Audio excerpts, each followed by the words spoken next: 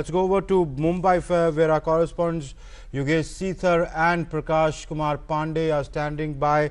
Yogesh and Prakash, the question is for both of you, and if you could ask Prakash to explain, Yogesh, that why did the NCP at this point in time choose to say that we would support the BJP from outside, when the BJP doesn't even want to be seen to be asking for support to the BJP from the NCP, given that it would first want to work out an alliance with Shiv Sena, which it says is its natural partner.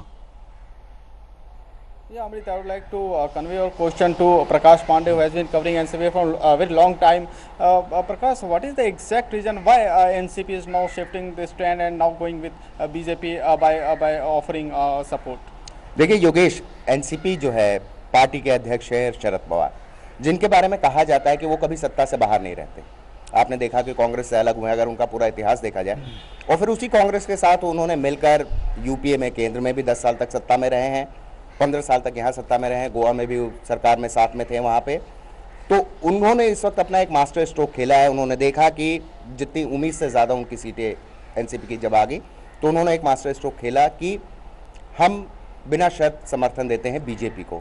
अब ऐसे में BJP का पहले ही upper hand था महाराष्ट्र में और हरियाणा में, इतने पूरी मेजॉरिटी में आने के बाद, तो बीजेपी चूंकि शिवसेना पहले लगातार जिस तरह के मतभेद चल रहे थे, अब शिवसेना बैकफुट पे आ गई, उसको लगा कि हमें गठबंधन करना चाहिए। ऐसे में अब पूरी तौर पे बीजेपी जो है, एनसीपी ने जो ये अपना समर्थन की बात की, तो उस पर बीजेपी की तरफ से कोई रिएक्शन ऐसा नहीं आया कि वो क्या करेंगे या क्या नहीं करेंगे। वो कह रहे हैं कि हम पार्लियामेंट्री बोर्ड में सारा डिसीजन।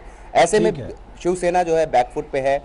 वो जो है पूरी तौर पे अभी तक जो दोपहर तक ये बातें हो रही थी कि हम सीएम पद लेंगे, ये करेंगे, वो सारा जो है उनका जो एक बलून था वो एक तरह से बर्स्ट होता दिख रहा है।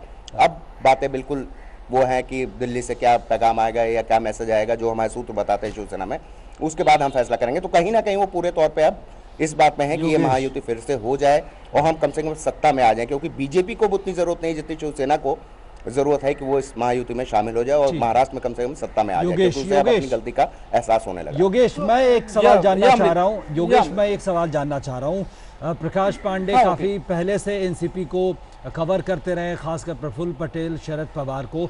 मैं ये जानना चाहता हूं आपके जरिए उनसे कि अब इस वक्त क्या लगता है कि जिस तरह की बातें सामने एनसीपी से आ रही हैं, आपको लगता है कि जो एक उनके अपने आगे की राजनीति है, जिस तरह की राजनीति अभी तक शरद पवार करते रहे हैं, और जो गठबंधन टूटा था कांग्रेस से, उसके बाद जिस तरह की बातें कांग्रेस कहती रही है कि दरअसल में एनसीपी तो पहले से भाजपा के साथ जाना चाहती थी, लोकसभा चुनाव में ही जाना चाहती थी, इसके पहले से बातें हो रही थी अंदर खाने, ये जो अफवाहें थी, इनको कितना बल मिलता अब लगता है, अब ये आरोप कितने पुख्ता होते हुए दिखते हैं? बिल्कुल प्रकाश, जिस तरह से ये कहा जा रहा था, कांग्रेस आरोप लगा रही थी कि एनसीपी पहले से ही बीजेपी के साथ सॉफ्ट रही है, जो इस तरह के आरोप थे या अफवाह थे, इसको कितना बल मिलता दिखता है इस स्टैंड के बाद? देखिए, वो अफवाह थे या क्या बातचीत हुई थी, क्योंकि शरद पवार जो है अक्रॉस द पार्टी उनके संबंध सबसे हैं, ये सबको पता है और तमाम इस बारे में बातचीत भी होती रही है। पहले बात हुई या नहीं हुई, पर ये इस तरह का ऑफर दे के ऐसे समय में उन्होंने कहीं ना कहीं जो है इस अफवाह को एक और बल जरूर दिया है। लेकिन ये तय है कि ये उनका एक मास्टर स्ट्रोक है और जिस तरह से पॉलिटिशियन वो जिस तरह के हैं, उसकी वजह से वो पूरी तौर पे कहीं ना कहीं एक जो लोगों को सुबह था उस पर बल जरूर मिलता है। लेकिन अभी ये स्थिति पूरी साफ नहीं हुई है क्या होता है, क्योंकि यह फैसला केवल बीजेपी के पाले में गेंद है। उसको फैसला करना है कि उसको क्या करना है। क्या एनसीपी जो समर्थन की बात कर रही है, क्या एनसीपी को इतनी तवज्जो देनी है, या फिर अपने पुराने साथी, क्योंकि नेचुरल अलायंस उसी के साथ रहा है, उसको फिर से जो है अपनी शर्तों पे उसके साथ महायुति करेंगे, क्योंकि बहुत कंफर्टेबल पोजीशन में है Yogesh sir BJP. Yogesh, can you ask Prakash one more thing? Yogesh, this is Amrit here. Can you ask Prakash one more thing?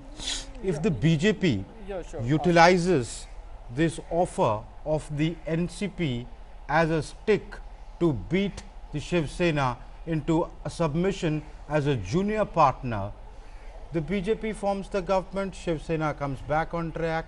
What does the... Okay, these are Uddhav Thackeray. All right, let's listen into Uddhav Thackeray of the Shiv Sena. He's going to address the media now. सुनो एक minute, आप अभी आपने क्या कहा, आप नहीं जाएंगे, अभी बोल रहे आप जाएंगे तो मैं आपसे पूछ रहा हूं। हाँ, तो इसलिए मैंने कहा मैं शांत बैठा हूँ मेरे घर में, तो अगर कोई किसी को लगे कि शिवसेना उनको साथ में चाहिए तो सामने से आ सकते हैं।